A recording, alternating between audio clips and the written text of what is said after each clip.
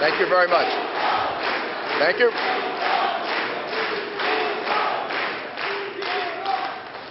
I want to begin by joining Madam Rajavi in expressing my deep sympathy and empathy and prayers for the families of the victims of excessive fundamentalism here in France.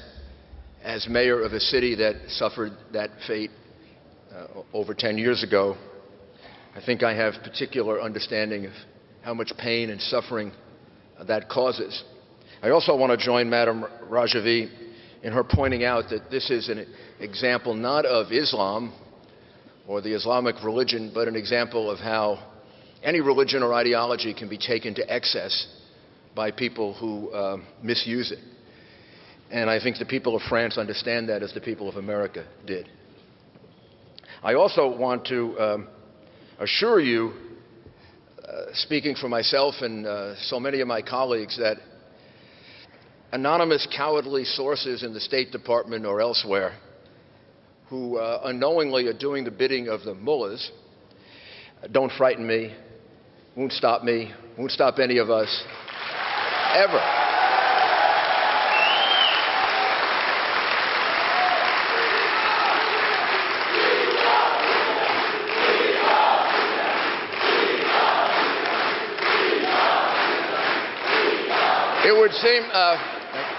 It would seem to me that the resources of my government could be better used to try to figure out who these anonymous leakers are in the State Department who seem to be doing the bidding of the Iranian regime rather than fighting for freedom and democracy and decency in Iran. But if anything, this will just make us more determined. I also want to congratulate all my colleagues who have shown great courage in dealing with this, as I knew they would. And really, it doesn't take a great deal of courage. It just takes doing the right thing. We believe we're right. We're aware of the pressures. And I'm going to tell you what I believe, and I'm also going to tell you how I think this can be easily resolved in sort of a common sense, sensible way. First of all, I believe that Camp Liberty is an inhumane and indecent place. I don't believe it's a detention facility at all. I think it's a prison or a concentration camp. The amount of space that's being given to the people there is a couple of feet per person, well below the minimums for American prisons, significantly below what's given to accused terrorists at Guantanamo, for example. I believe it's a place in which there are prison guards and police that menace the people who now are at Camp Liberty. I believe that they're in danger, the people at Camp Liberty are in danger of possibly having the same fate as the people at Ashraf, of whom some 47 have already been killed, 11 in 2009 and 36 in 2011. And I believe that there is no facility in Camp Liberty for processing these people the way you would process people if, in fact, in good faith, America and the UN were living up to their promise. Now, I believe all these things. In my heart, I have seen proof of it. I've seen indications of it. I've seen evidence of it. But I guess I could be wrong. Here's the way to find out. If the anonymous sources in the State Department are so convinced of the validity of what they're saying, and I say this with greatest respect, also for the Secretary of State, Mrs. Clinton, for whom I have a great deal of respect, send me there. Let me go there. Let me see it with my own eyes.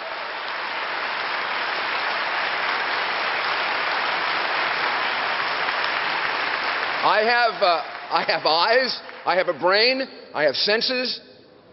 If you bring me back, you can put me under oath and ask me to tell the truth about it. I can bring a camera with me so that we don't have to dispute whether I'm right or you're right. Let's see how much space do they have. Let's see how decent or indecent these facilities are. Let's see if there are provisions being made to relocate people or there are not. In other words, let's see if my country that I love, the United States of America, is living up to the promise that it made to the people of Ashraf to protect them and to treat them decently, or it's breaking that promise. I promise you, I will tell the truth about it if you let me go there.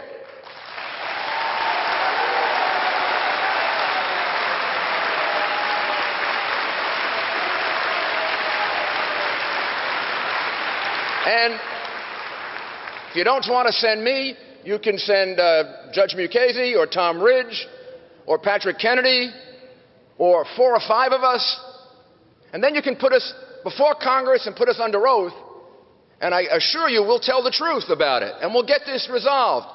Are we being misled, or is the State Department breaking its promise to the people of Ashraf? Let's get an answer to it once and for all.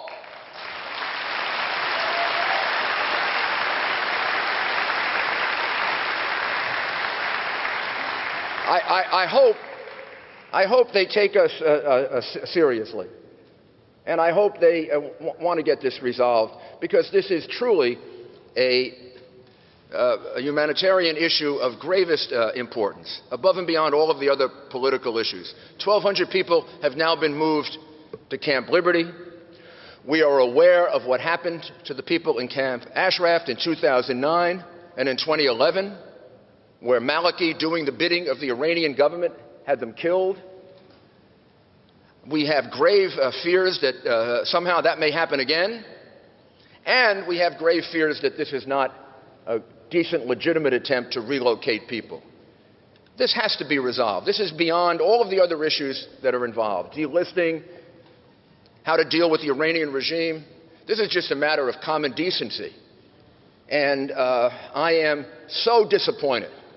I can't express to you how disappointed I am in my government and the way they've acted here. They made a promise to protect these people, and they are unwilling to live up to that promise. And we are going to fight very, very hard to make sure that they do.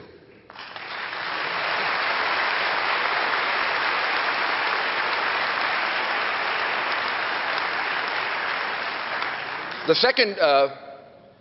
second point that I would like to make is that I fear that this is all part of a dangerous and misguided approach that will yield many, many more problems beyond this.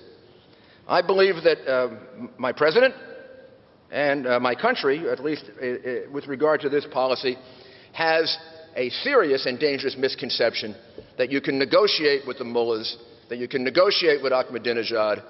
I believe the president still is attempting to do that. He's still writing letters to the Ayatollah. I can't imagine what's in those letters. I don't even know how you begin a letter to an Ayatollah. Dear Ayatollah, Your Eminence, Your Holiness, or I don't know what you call him. But in any event, President...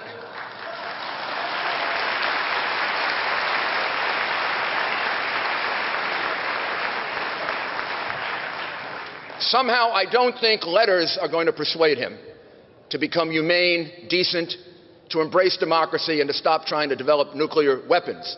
I have a feeling that the only thing that will stop him, and the only thing that will stop Ahmadinejad, is if they see strength, if they see power, if they see determination, if they see an America that is willing to support the people that want to overthrow the regime of Iran.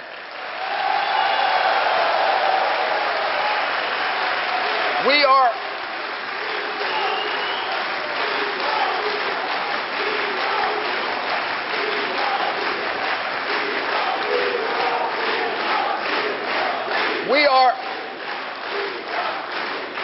are for, America is and has participated and has been for regime change in Egypt, regime change in Libya. We now talk of regime change in Syria, all of which is fine, particularly Syria. But much worse than all three combined is the regime in Iran for the last 20 or 30 years. So how can we possibly be for regime change in these three places, but we're not for regime change in the worst actor in the region, the biggest supporter of state-sponsored terrorism in the world, and the biggest opponent of the United States of America at least since 1980. So how about we now are for regime change in Iran, and we side with the people like you who hopefully can bring that about.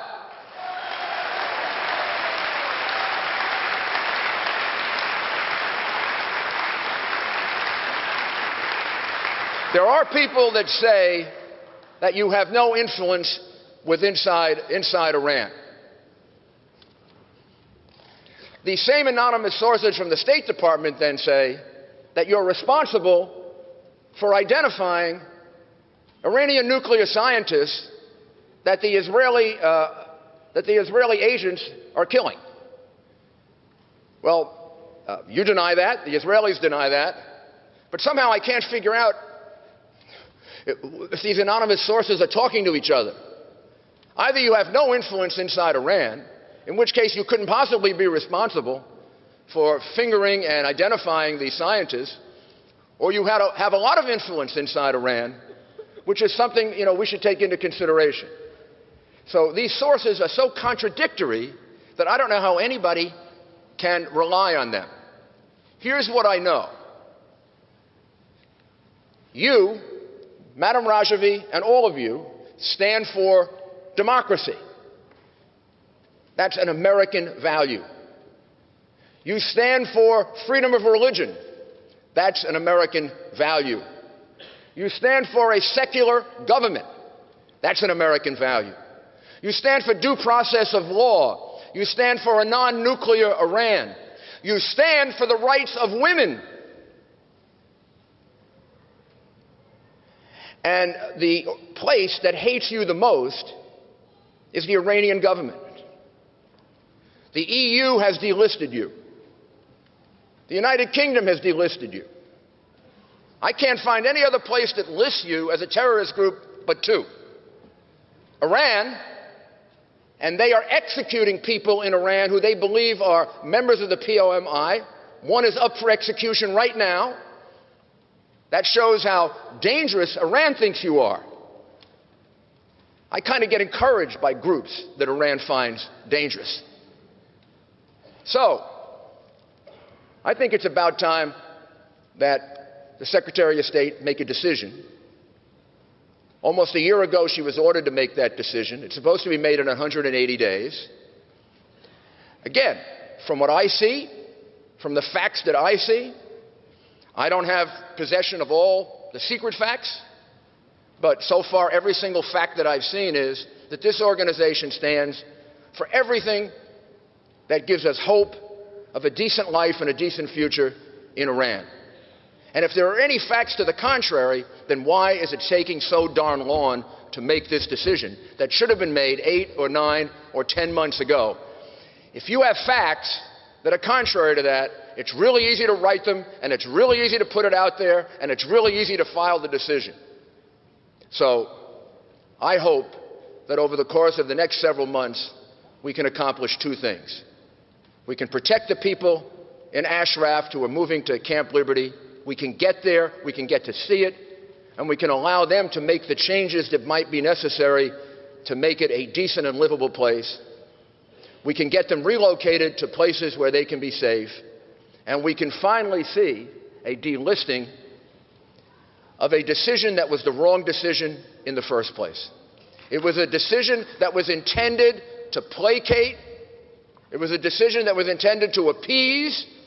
It was a decision that was intended to try to set up a dialogue years ago that never worked. And right now, the enemy of stopping a nuclear Iran is appeasement. That's the enemy. That's the false notion that has made Iran bolder, stronger, and more determined to become nuclear. Let's stop the appeasement. Let's stop trying to negotiate. Let's stop writing letters to the Ayatollah. And let's stand up united as Americans and saying, we are for regime change in Iran, and we will take any step necessary to stop Iran from becoming nuclear. Thank you.